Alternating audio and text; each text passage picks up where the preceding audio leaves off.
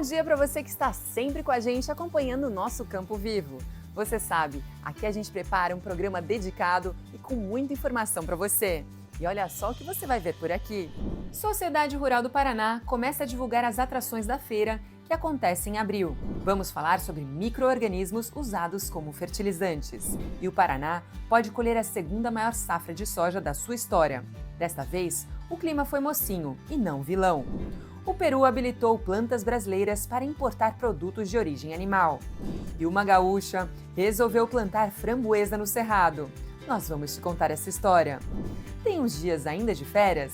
Então, nós vamos te apresentar uma sugestão de passeio de tirar o fôlego. Campo Vivo é notícia, Campo Vivo é informação, Campo Vivo é tudo que você precisa nesse domingo. Então, fique por aí, porque o programa já começou.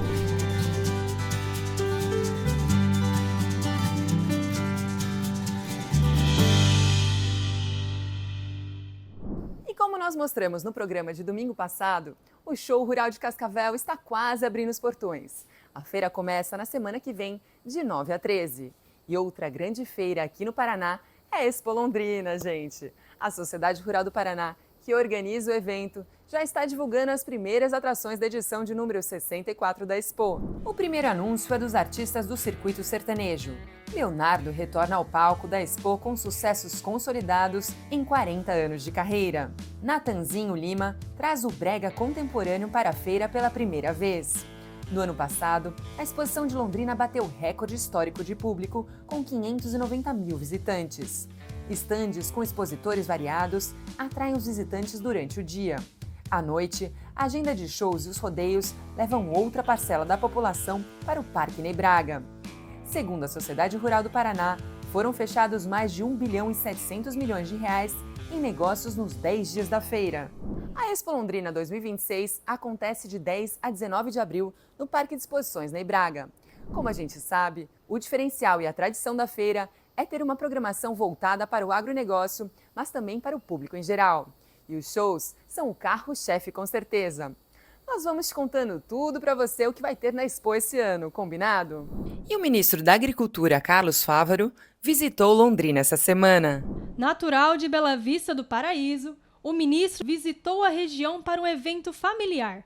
O Plano Safra 2025-26 teve números recordistas em crédito e inclusão de públicos menos atendidos. Entre julho e dezembro do ano passado, quase 1 milhão e 200 mil operações de crédito foram realizadas, um crescimento de 20% em relação ao período anterior. O Plano Safra tem como objetivo ajudar o produtor rural a conseguir condições favoráveis de financiamento e incentivo ao crédito rural. De passagem não oficial por Londrina, o ministro da Agricultura e Pecuária, Carlos Fávaro, destacou que, apesar dos números positivos, inclusive no Paraná, reconhece o alto índice de juros. São praticamente 600 bilhões de reais entre a agricultura empresarial e a agricultura familiar. Os dois juntos são quase 600 bilhões de reais. E nós estamos até percebendo, é um bom recurso, que atende à demanda, mas não pelo aspecto dos juros. E para o próximo Plano Safra, o ministro diz que o objetivo é diminuir a taxa de juros para o produtor. Se o Banco Central é independente para calibrar a taxa básica de juros no Brasil, eu também sou independente para criticar, para achar que está exagerado. 15% ao ano, com inflação de 4%, é quase impossível fazer o Brasil crescer, gerar emprego e oportunidade. Outro assunto abordado foi o clima. No ano passado, o Paraná sofreu com chuvas intensas, como o caso da cidade de Rio Bonito do Iguaçu, atingida com um tornado com ventos de 330 km por hora. O ministro afirma que o governo deve reforçar as políticas públicas para proteger o agricultor impactado por eventos climáticos. Uma reformulação do seguro rural, para que ele possa dar mais tranquilidade aos produtores, que ele tenha abrangência nacional, que ele seja vinculado ao crédito rural, à subvenção dos custeios, que aquele produtor que quiser acessar o crédito subvencionado tenha a obrigação de fazer seguro, hoje não é obrigado. Em 2025, a Embrapa Soja se destacou com a pesquisa de substituição de fertilizantes industriais. Uma referência mundial. Ninguém no mundo fez uma pesquisa de tal qualidade onde a gente possa substituir o fertilizante fósforo nitrogenado com a bactéria que está no solo junto à planta, uma referência. Menina dos olhos da cidade, a Expo Londrina, que é uma das maiores feiras agropecuárias da América Latina, também está no radar do Ministério. Esse ano é um ano político, eu acredito, e a Londrina, a exposição de Londrina, é um grande palco para todo mundo. Tenho certeza absoluta que vai ser bem mais do que o ano passado, que já veio muita gente aqui. Um especialista em fertilizantes afirma que o uso de micro-organismos na lavoura pode garantir menos gastos e mais fertilidade no solo. Vamos acompanhar. A atividade agrícola é considerada de alto risco porque depende muito das boas condições do clima e também é custosa, já que demanda muito investimento de produção e de manejo. O Brasil é um país grandioso na produção rural e exemplo para o mundo, mas ainda é muito dependente de insumos como adubos e fertilizantes. Trabalhando há mais de 40 anos com fertilizantes, esse engenheiro agrônomo e empresário é especialista no assunto e falou da importância, dentro desse contexto, do uso dos adubos organominerais. O organomineral é a mistura do mineral com o orgânico. Aqui no Brasil, pouca gente sabe, mas a questão é a seguinte, existe uma lei federal que é proibido você pegar o esterco da granja e jogar no solo. Por quê? Porque não? Porque ele está cru. Você tem que pegar esse produto, curá-lo, fazer uma decomposição dele, uma curagem, para que esse produto fique disponível quando colocado no solo, para o solo, não acidificando o solo. Porque na decomposição da matéria orgânica há um momento que ela libera ácido, fica acidez. Para ela decompor mesmo, ela tem que se acidular. Então, o certo é pegar o adubo orgânico, compostar ele, decompor. Aí você pegar esse adubo, misturar com minerais para fazer uma fórmula que seja, essa fórmula tem que ser adequada, suficiente às necessidades do solo e da planta. E além da adubação, a pesquisa também tem sido importante para garantir resultados como esses aqui, ó. Plantas saudáveis e bastante produtivas. E o agrônomo também informou que está usando bactérias que ativam o próprio nutriente do solo, garantindo uma maior fertilidade e economia para o produtor rural. Essa bactéria ela vai também disponibilizar esse adubo que já está no solo. Quer dizer que nós não precisamos colocar adubo, o adubo já está lá. O que nós precisamos colocar é a bactéria para disponibilizar. Que não adianta você colocar a bactéria junto com fósforo, que é ácido, porque ela não vai gostar. Está entendendo? A bactéria tem que ter meio, tem que ter ambiente. Então nós estamos trabalhando para que essa bactéria chegue viva no solo. Contribuição esta importante desse especialista, não é mesmo? Assim como cientista da Embrapa Soja, Mariângela Hungria, que ganhou o Nobel da Agricultura no ano passado, com os estudos dela sobre inoculação e coinoculação. É a prova de que a ciência bem aplicada promove avanços em todos os setores. Chegou a hora do nosso primeiro intervalo aqui no Campo Vivo, mas ainda temos muitas notícias boas por aqui. Confere aí. Através do acordo Mercosul-União Europeia, o café do Brasil pode chegar em breve ao consumidor europeu. Nessa temporada, o Paraná deve colher uma safra de soja perto do recorde histórico do estado. Aventura e cenários incríveis. É o Parque Nacional do Iguaçu para visitar ainda nesse restinho de férias ou para se programar para conhecer. E a framboesa do Cerrado, produzido por uma gaúcha, vem história boa por aí. Corre ali, estique suas pernas, mas volte logo. Eu e o Campo Vivo esperamos por você.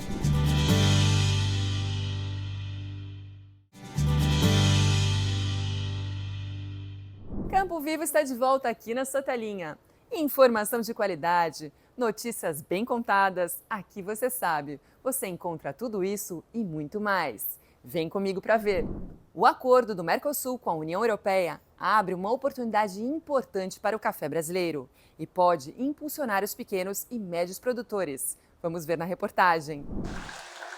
Já virou tradição, seja em grãos ou coado, gelado ou quente. O café está na mesa do brasileiro diariamente. A Cristiane produz cafés especiais nessa propriedade que fica em Cristalina, interior de Goiás. Uma grande cadeia de produção foi montada para garantir a melhor qualidade do produto. São 902 hectares destinados à produção de café arábica. A gente tem um café extremamente competitivo, extremamente bom, é o melhor que tem. Com boas safras, ela já conseguiu levar o café da fazenda Nossa Senhora de Fátima, do grupo Zancanaro, para todo o Brasil e para alguns outros países, seja por exportação direta ou indireta. E a gente faz parceria com as várias torrefações do Brasil e do exterior, como a Ilha, como o Japão, como a Austrália, como Grécia. E aí a gente ajuda todo mundo, né? Porque eu acho que o produtor faz isso, né? Agora, a expectativa é ampliar ainda mais o mercado. Hoje, apenas 10% do café produzido no Brasil chega ao mercado europeu. Um dos principais motivos é a tarifa de 9% sobre o produto. Com um acordo entre Mercosul e União Europeia, esse imposto deve ser eliminado em até 4 anos, o que torna o café colhido aqui no campo brasileiro mais competitivo. E o café hoje é um produto em falta no mercado mundial. Então eu creio que essa abertura para a União Europeia vai favorecer muito a produção de café e um café já processado, um café torrado, né, com valor agregado. Cafés especiais, orgânicos e certificados são muito valorizados na Europa. A diferença se dá principalmente para o café solúvel. Já os cafés em grãos, isso não faz diferença, porque até então nunca existiu tarifa europeia sobre café em grão. Mas para o solúvel, com certeza, porque mais de 15 anos atrás, quando foi imposta a tarifa de 9% aos cafés solúveis brasileiros, nós vendíamos 30% a mais do que nós vendemos hoje. Para o setor, além da redução de tarifas, há também mais estímulo à industrialização. A possibilidade do aumento da demanda internacional permite maior investimento em inovação tecnológica, melhoria na logística e profissionalização da cadeia produtiva. Com o avanço da logística no Brasil, que esperamos ocorra nos próximos 2 a 3 anos com novos portos que estão surgindo, isso vai aliviar também o Porto de Santos e o Brasil terá condições de atender a esse aumento de demanda. Todo o setor trabalha com uma expectativa muito positiva. E com essa safra maior, uma safra confortável, teremos ambiente de redução de volatilidade, haja vista os estoques, não apenas dos países produtores, mas também dos países consumidores, estarem historicamente baixos. O mercado de café solúvel é a ponta da produção, a origem. Como nós vimos na matéria, é a lavoura, é o agricultor. Que esse acordo, gente, traga todos os benefícios que estão sendo projetados para o nosso agro. E tem mais boa notícia por aqui. O Ministério da Agricultura e Pecuária informou que o Peru habilitou 21 estabelecimentos brasileiros para exportarem produtos de origem animal. Vamos acompanhar. A oficialização foi feita na última semana pelo Serviço Nacional de Sanidade Agrária do Peru, o SENASA. A maioria das autorizações é para o envio de farinha de carne e ossos bovinos. Também foram habilitados estabelecimentos de homoderivados de bovinos e suínos, além de plantas produtoras de farinhas de aves. Essas são as primeiras liberações para os mercados de farinhas bovinas e de homoderivados abertas em maio de 2024. Segundo o mapa, a decisão reforça o fluxo comercial e amplia as possibilidades de fornecimento brasileiro ao mercado peruano. Todo mercado que se abre para os produtos brasileiros é uma nova oportunidade de negócios, mas também é o reconhecimento da competência do nosso produtor e da agroindústria nacional. Uma boa notícia mesmo. E no verão, a produção de tomate exige paciência e muito investimento. Terça e sexta, ela faz tudo sempre igual e acorda às 3 horas da manhã. Essa é a rotina da dona Neide há quase 30 anos, nos dias em que vai para a central de abastecimento de alimentos do DF. É na Ceasa que ela vende os hortifrutis que produz a cerca de 50 quilômetros dali, em Braslândia. É um pouco cansativo, mas é gostoso. Eu gosto muito. É bom, eu gosto. Pensa em fazer outra coisa? Não, eu gosto muito, muito. A paixão surgiu ainda na infância, pela influência e exemplo de familiares. Hoje, a produção cresceu muito em comparação àquela época, principalmente a de tomates. a média é de 20 mil quilos por safra, que leva de 2 a 3 meses do plantio à colheita. Isso é claro, se não aparecer nenhum percalço no caminho. Como qualquer hortaliça, o tomate é uma cultura sensível e o clima no verão é propício para a formação de tempestades com força suficiente para destruir lavouras inteiras. Foi o que aconteceu aqui na chácara da Dona Neide.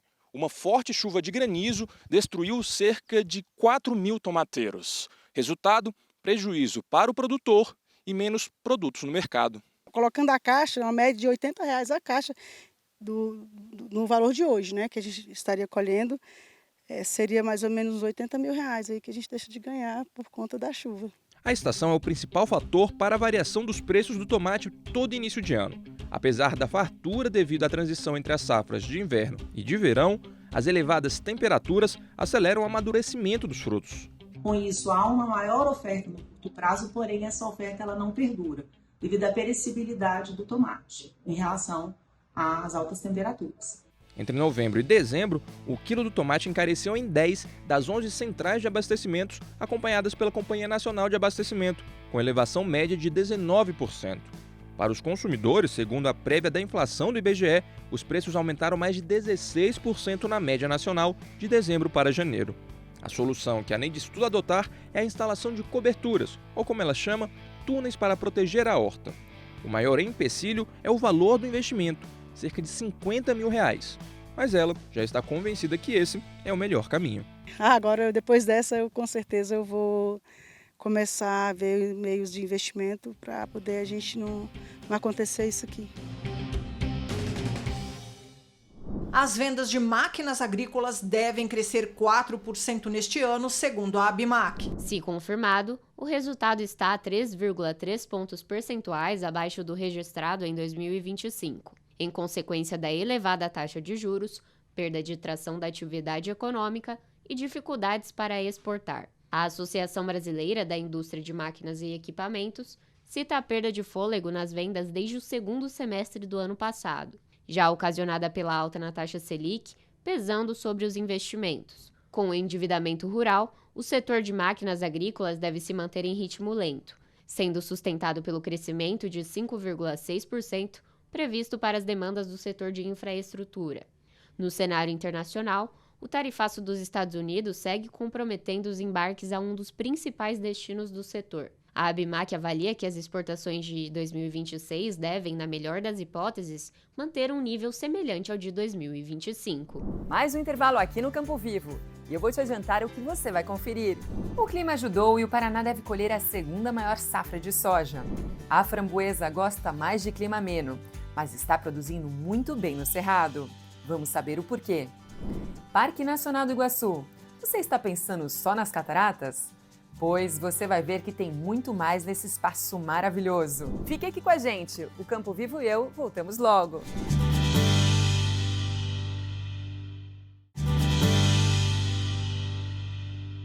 E o Campo Vivo está de volta. É bom demais ter a sua companhia e poder compartilhar com você tudo o que acontece no mundo agro. Então, vamos de notícia. As chuvas do final de 2025 ajudaram a reduzir os indicadores de seca no Paraná. Essa é uma das variáveis que levaram o otimismo em relação à safra de soja no nosso estado. Vamos acompanhar. A soja, principal cultura de verão do Paraná, tem potencial para registrar uma super safra no estado.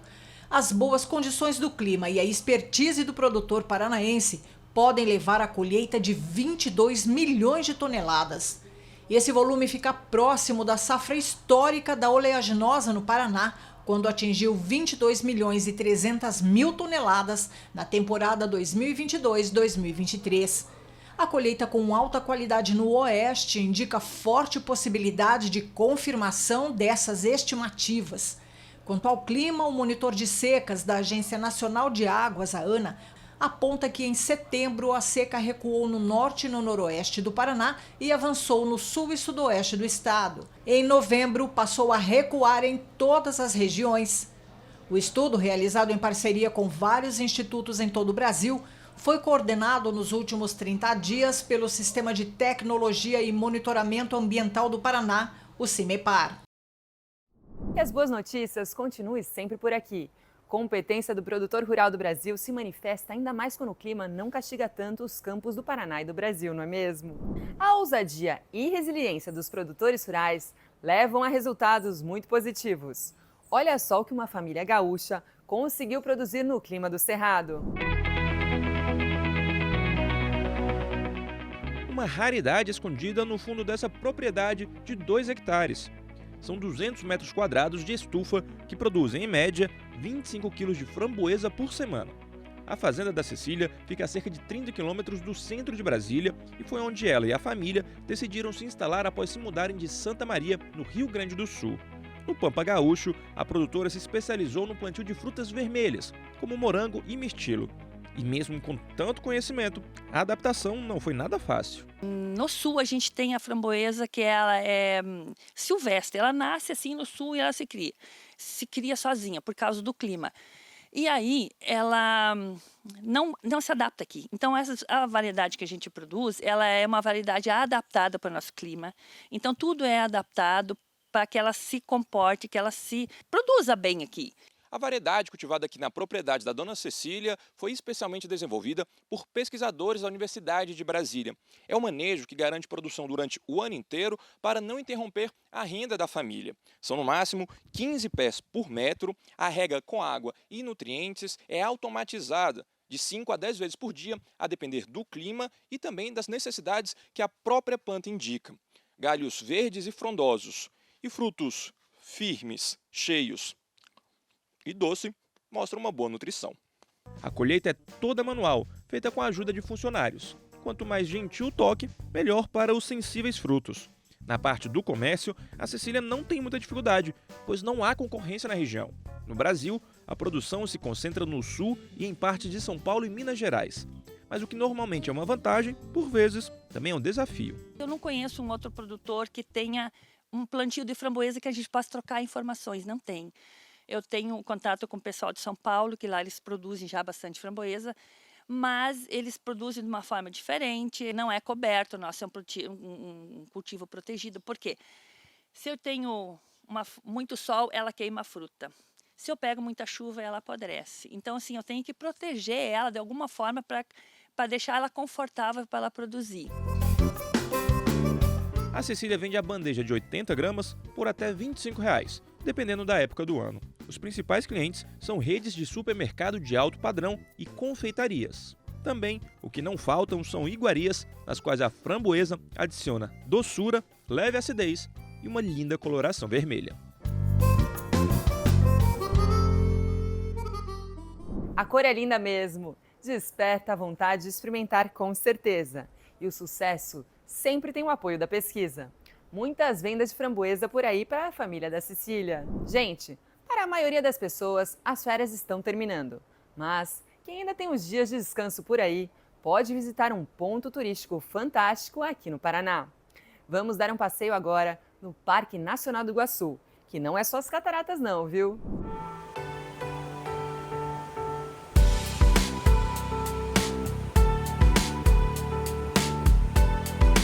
Quantos anos a senhora tem? 93. E a caminhada aqui nas cataratas? Maravilhosas, estou gostando. Por aqui, mais de 2 milhões de turistas passaram no ano de 2025. Obra divina, né? A gente já veio uma vez e é um lugar que a gente quer sempre vir. Uma bênção de Deus aqui, é uma natureza incrível, incrível. O Parque Nacional do Iguaçu tem 185 mil hectares de floresta preservada, seja de bike, caminhando ou usando os ônibus disponibilizados pelo parque. Tem que ser um ganha-ganha, tem que ser um ganha para o parque em termos de conservação e um ganha é uma coisa bacana para o visitante. A essência de um parque nacional são suas trilhas. É por ali que você de fato conhece as belezas e os cantinhos escondidos.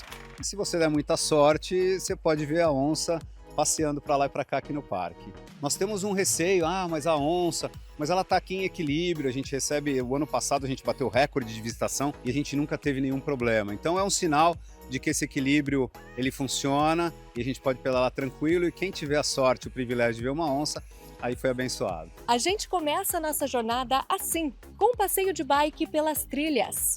Bora comigo? Vamos lá!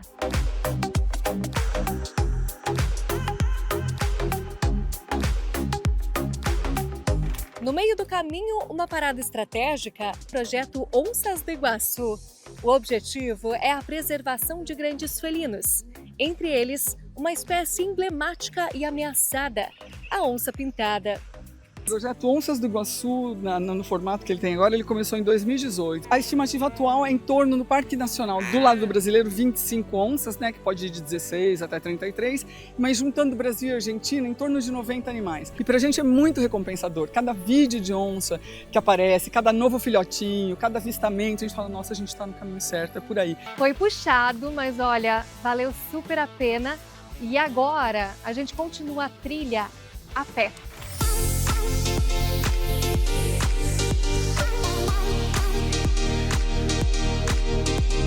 Chegamos na área de visitação principal. Aqui de cima a gente tem ainda mais a dimensão do que é tudo isso. Estamos no maior conjunto de quedas d'água do mundo. Traga uma troca de roupa, porque a partir de agora a gente vai se molhar no Macuco Safari. A gente vai estar bem pertinho das Cataratas do Iguaçu. Esse é um dos passeios imperdíveis aqui do Parque Nacional. Final de trilha agora, bora pra emoção. Vamos entrar no Rio Iguaçu. Gente, chegou o meu momento aqui. Momento mais esperado desse passeio. Ver as cataratas de pertinho.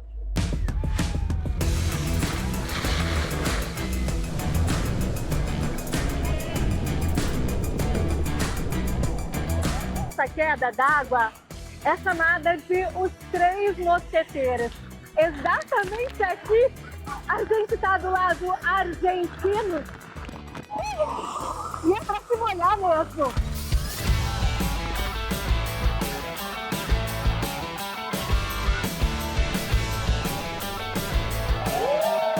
O Parque Nacional do Iguaçu é um lugar inesquecível.